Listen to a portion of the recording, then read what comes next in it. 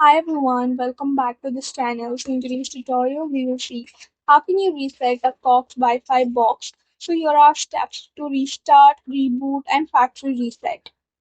Method 1. Restart the Cox Wi-Fi box for a quick fix.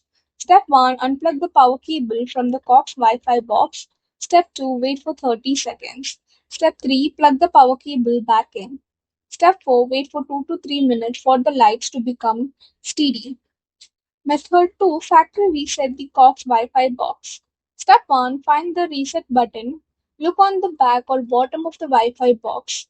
It is usually a small pinhole button labeled as reset. Step 2. Press and hold it. Use a paper clip or sim tool. Hold the button for about 10 seconds until the light starts blinking. Step 3. Release the button. The gateway will reboot automatically. Step 4. Wait for 3 to 5 minutes.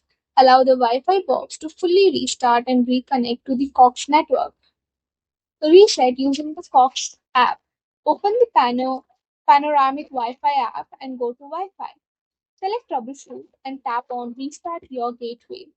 The reboot can take up to 12 minutes.